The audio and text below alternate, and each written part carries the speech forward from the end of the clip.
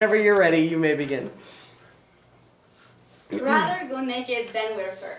This is a quote often used in the campaigns against fur industry, and it's originally from PETA, People of the Ethical Treatment of Animals.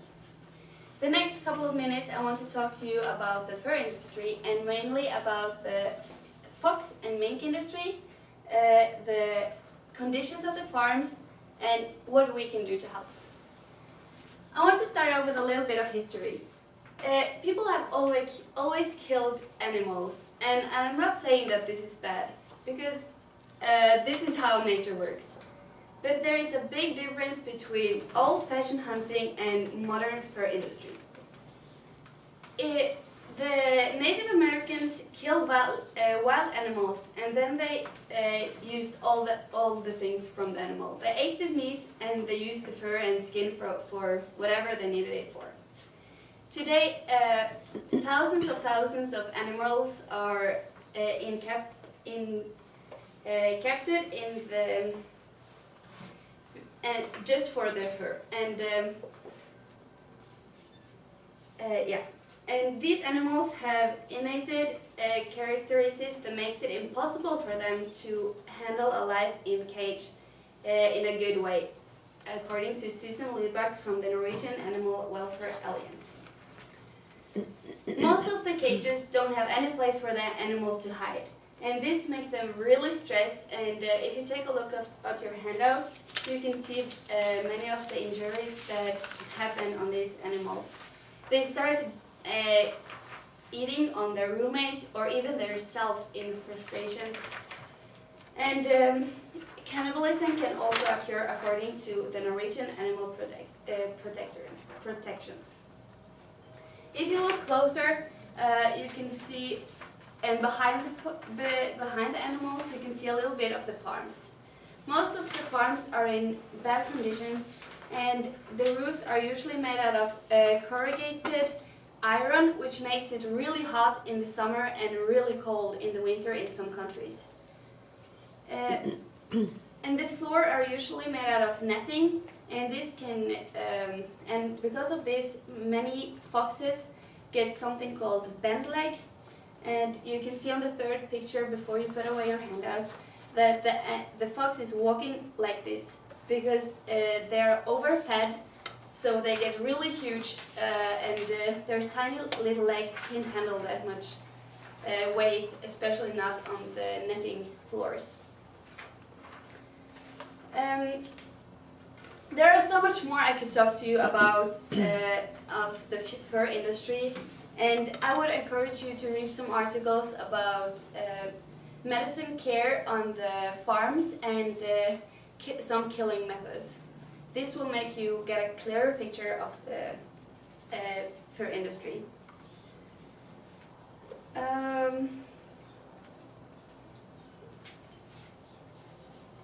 Yeah. For a clearer picture of the fur industry. And what we can, but there is one thing I want you to remember from this speech, and that is that we don't longer need this fur. The Canada Goose says, our jackets are built for the coldest places on earth. Fur is not just the best choice, it is the only choice. But this is a lie.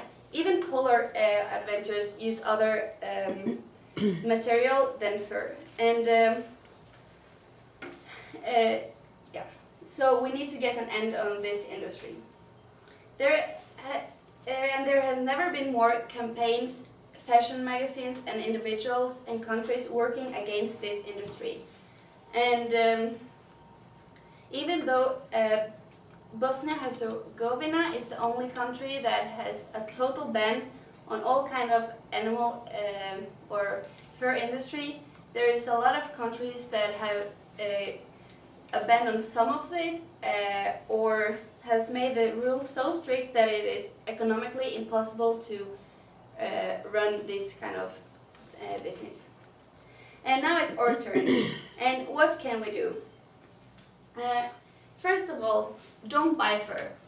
Second of all, you can try you can inform your friends, family, your local newspaper or your blog.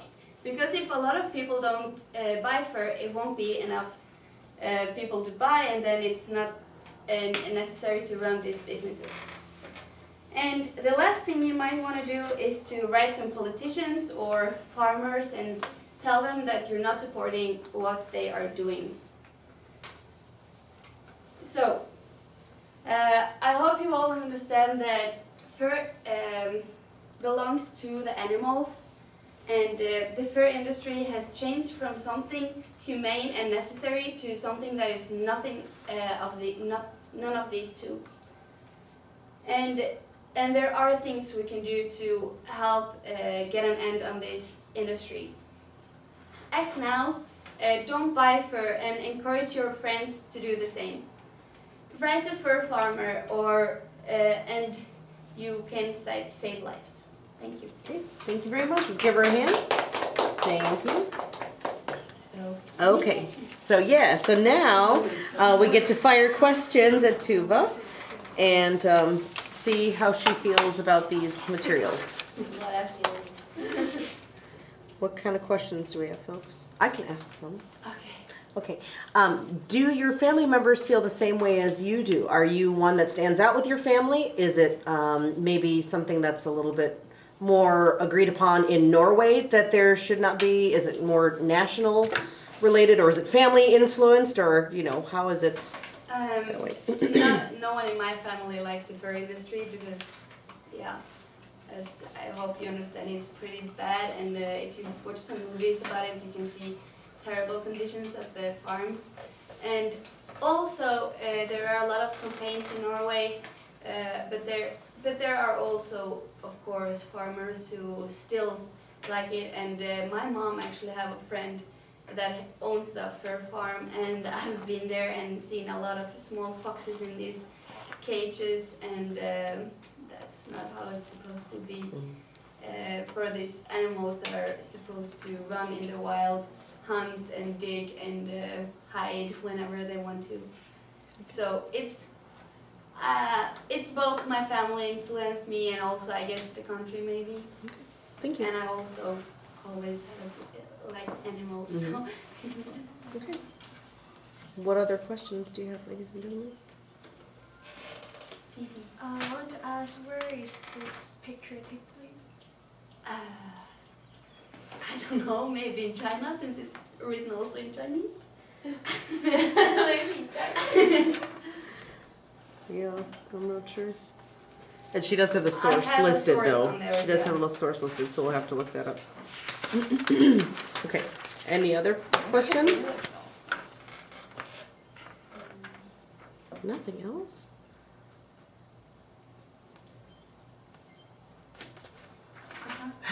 Did you find any research? You said earlier a little bit about how we used to use, or in past times, animals were better used. Do you believe that if we were to raise animals with the intention of using all of the animal, like say there was the possibility of using every part of the fox or every part of the mink, would you still feel the same about the use of fur because of the way the animals are treated? Oh, just because the way they're Is it the treatment, right, or is it the use of the animal, or how do you know what I mean? Yes, it's also because they just use the fur, of course. It's not like anyone is starving, so they eat mink. But but I wouldn't agree with it's just because of it's really bad, and I've seen some movies that make me cry because some animals they're just biting on each other, and they don't, and like the medical care of them is really bad. Yeah, like you see movies of people filming, and they and they see that animals have just been fed, so they know that there are people where they're just an hour ago, but they still have like really bad injuries, and there's nothing, and you can see that some people were there and they still didn't do anything with the animal who maybe is blind, who can't see, or has no leg or something. So yeah, I wouldn't agree with it even if there were the whole Any other questions? Remember, folks, you are getting participation for getting your questions up here. Do you know anyone who owns fur? Who owns fur? Yes, I know at least a friend of my mom. I know that she's wearing fur, like Regularly? yes, she has a lot of fur. Like I guess there's a lot of other people also who may, and yeah, there's also like these kind of goose jackets I talked about. At least on my junior high school, they were really common, and they're super expensive, and they look like another kind of jacket, but they have this real fur. But there are so many other alternatives that I mean, so many also really pretty jackets that have this, but it's fake, and it's I mean, why not use that? And they were, and this Canada Goose jacket, they said that we build a jacket for the coldest places on earth, but I just remember a lot of these really cool popular kids at my school that wore them in spring. I mean, they must be really hot, but just because it's really expensive and cool, and so yes, I know people who have fur. I don't like it. Any other questions that you have for her? About the industry, the research, anything else? Okay, then let's give her a round of applause again. Thank you very much, Julia.